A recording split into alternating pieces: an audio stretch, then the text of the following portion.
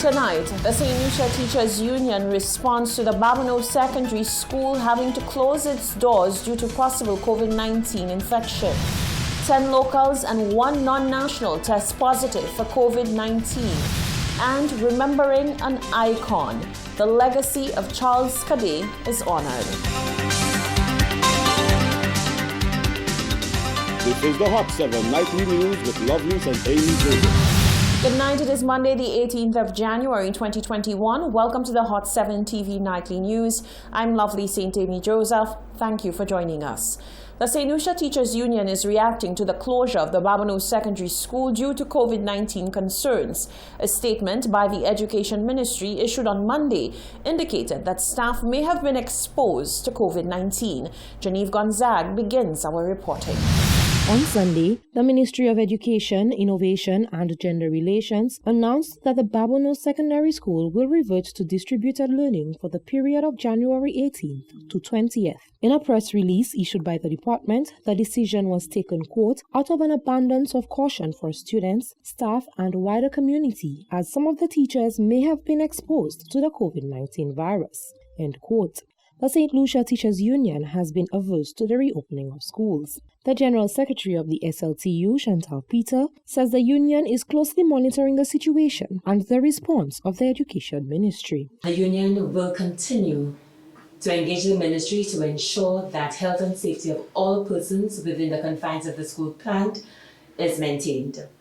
Rest assured that the union will spare no effort once we have received information, and credible information at that, to do what is required to protect our members and ensure that their lives are not at risk. At this point, the SLTU remains very concerned, and we are monitoring the situation not only at Babonneau Secondary but at all schools on island. Peter says the union has not come to a conclusion as to the best course of action, but she hinted at a meeting with education officials. At this point, I cannot give you our actual position. We will be meeting with an official of the Ministry of Education shortly. We definitely need to have some form of engagement before any pronouncements can be made. But what exactly is distributed learning, and how will it be employed during the 2 days that the Babonneau Secondary School will not be taking place at the physical plant? The learners and the educator or teacher can be anywhere, and there is continuity in learning. I'm not sure exactly what modality, because it can be a mix. So it can actually be a blend where you have the teachers engaging in online interaction, as well as sending information. They could send information, or there would have been no time to prepare packages.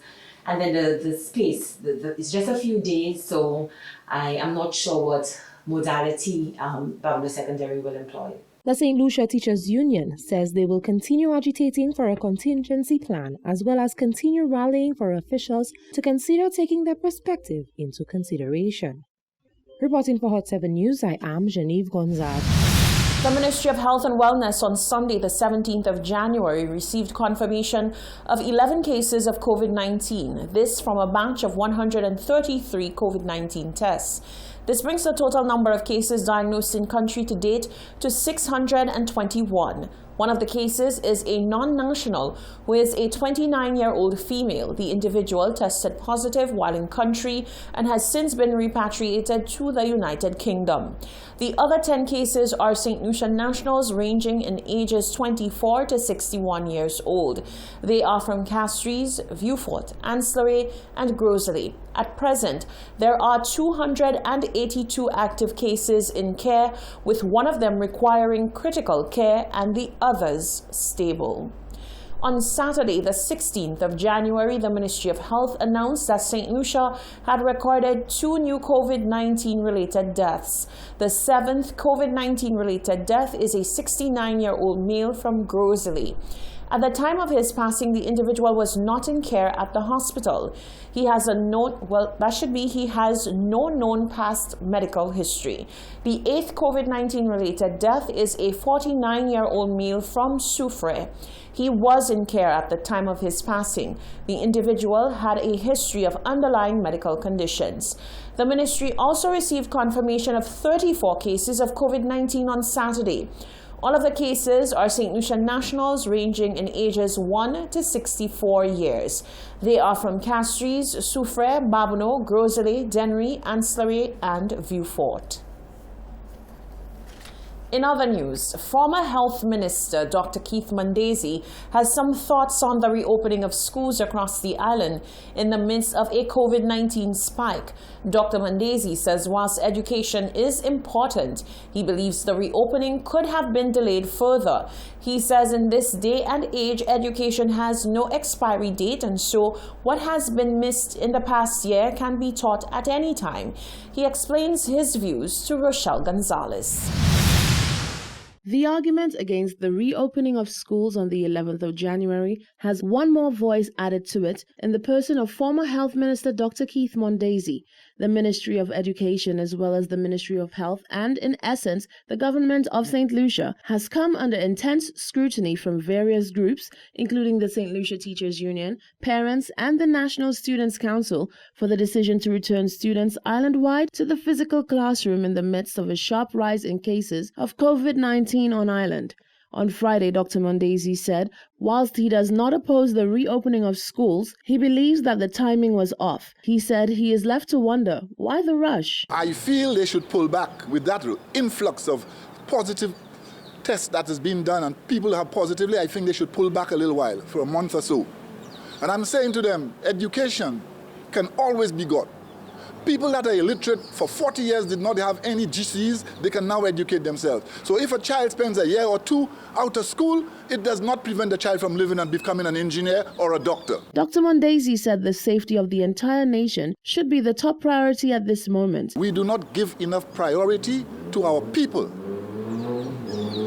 I've always said one thing, I see nothing to die for. I see everything to live for. I don't want to die. I will die. That's the reality. But I'm not going to force it on myself. I don't see nothing to die for. Tell me one thing, under the ground there, waiting for 1 million years for Christ to come, and then you're gone?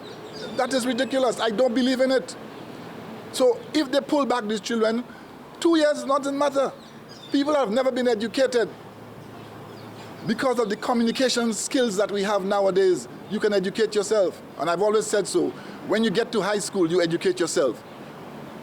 So it's never too late to be educated. Schools had been closed since October 2020 after a student of the Castries Comprehensive Secondary School tested positive for COVID-19. Reporting for Hot 7 TV, I am Rochelle Gonzalez.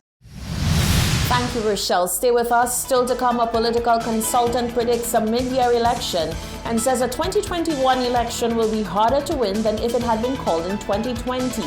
Joe Public on the continued COVID-19 surge and recommendations that schools should close. And people living with disabilities call for an end to marginalization during COVID-19 response and sensitization.